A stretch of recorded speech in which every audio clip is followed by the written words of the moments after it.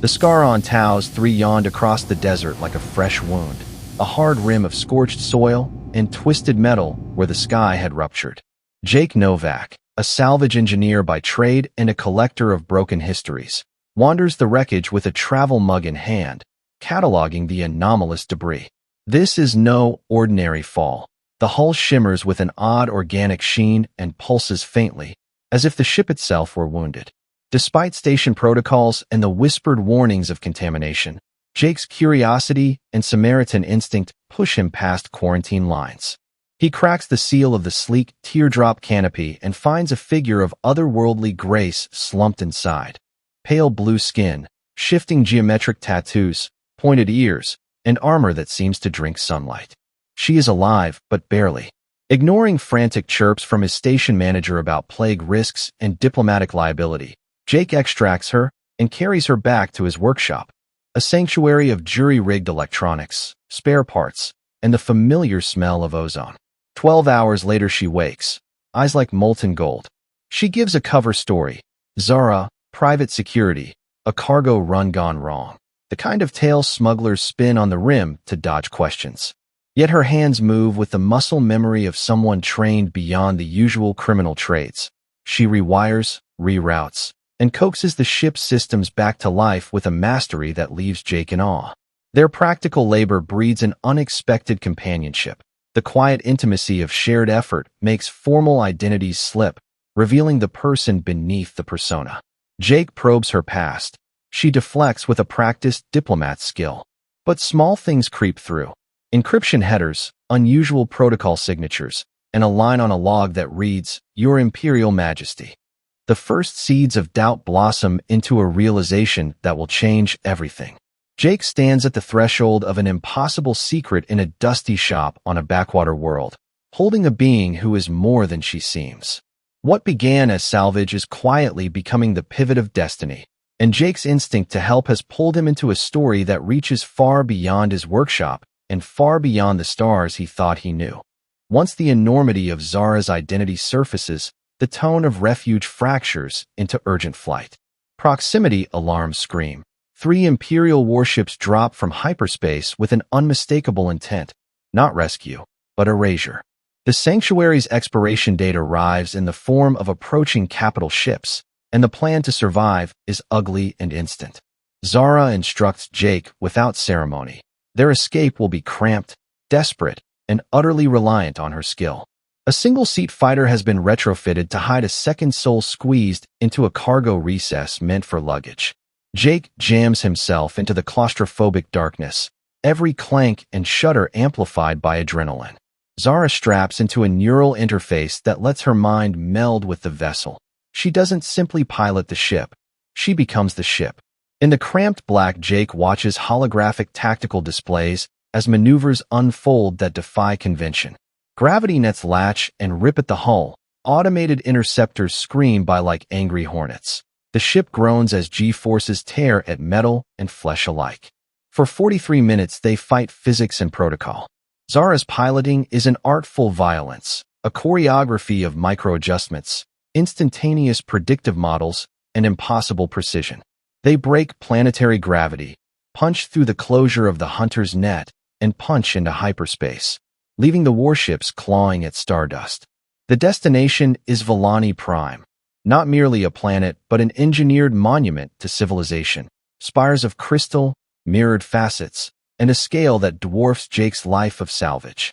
Arrival is a jarring slide from desert grit to imperial splendor.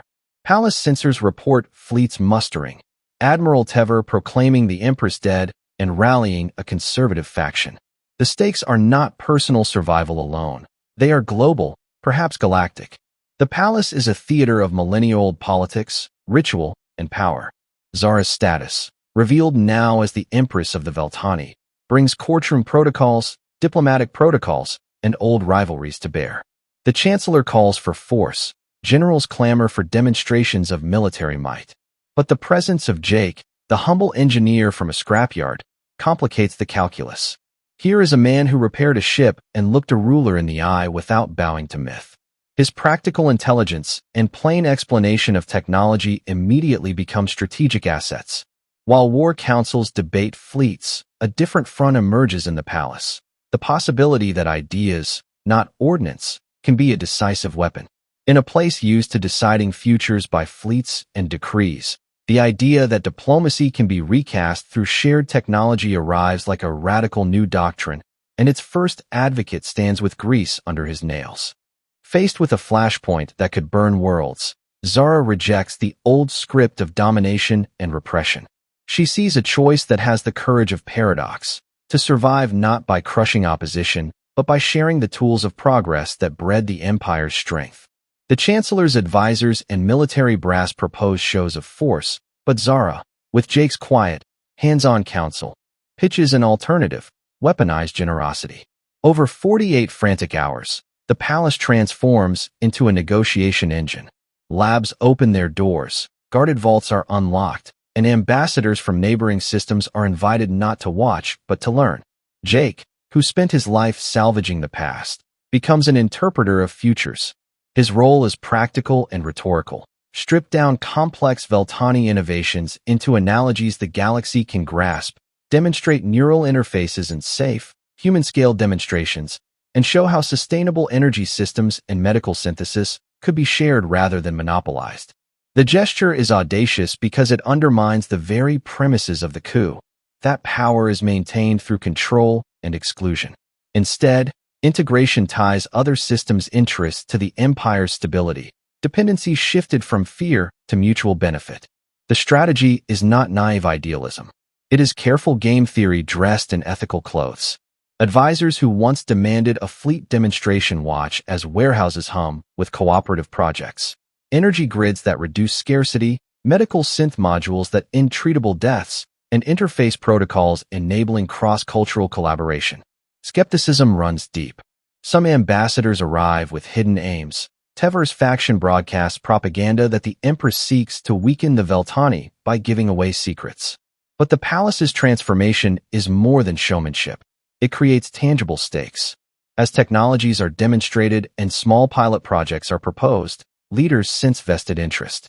The calculus changes, attacking a future now embedded in regional prosperity risks destroying one's own gains. Political narratives shift under the weight of practical benefits. Tever, who sought to rally a fleet and force abdication, finds his moral and strategic case hollow.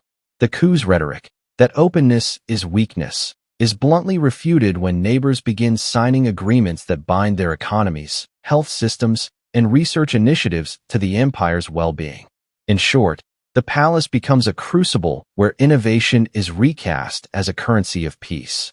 Jake, the unlikely engineer diplomat, stands at the center of this conversion of threat into collaboration, and the narrative that once promised bloodshed yields instead to a conception of power measured by shared futures. When the immediate danger dissolves, the work begins. The coup falls apart not through battlefield victory, but because the incentives of war have been rearranged. Alliances form around shared benefit, and Admiral Tever's narrative collapses when faced with a united coalition and tangible plans for cooperation. The palace that hosted the crisis does not simply return to pomp. It becomes a workshop for integration. Structural reconstruction mirrors cultural repair. Administrative protocols are rewritten to allow interspecies collaboration. Educational exchanges are planned, and technology sharing agreements are drafted into binding charters. In the calm that follows, Zara moves through the rituals of restored authority with a new posture, less distant, more present. She recognizes that to govern a galaxy does not mean to command it as if it were a fleet of obedient ships. It means to build systems that allow others to be invested in common outcomes. In a quieter register, Jake and Zara confront the private consequences of their public choices. Court formalities press in. Advisors whisper about precedents and optics. Diplomats remind them of protocol. Yet between the statecraft, they find a human core. The boundary between ruler and subject narrows. Survival forged a shared trust that protocol cannot easily replace. Zara offers Jake a position, chief engineer for interspecies technological cooperation. It is a role that promises political headaches and impossible logistical puzzles, but also the chance to build institutions that tether civilizations together.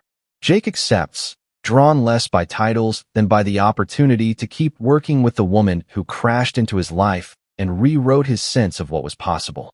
The final image is expansive and hopeful. A balcony overlooking a city of light where ships from 100 worlds weave patterns of trade, research, and cultural exchange. The future is not a tidy endpoint, but a continuous task requiring vigilance, humility, and invention. The story closes on a clear note. The best stories begin at the repair site. What is salvaged, whether a ship, a life, or a political order, can become the foundation for something larger, and a single act of compassion in a dusty workshop can ripple outward to reshape a civilization.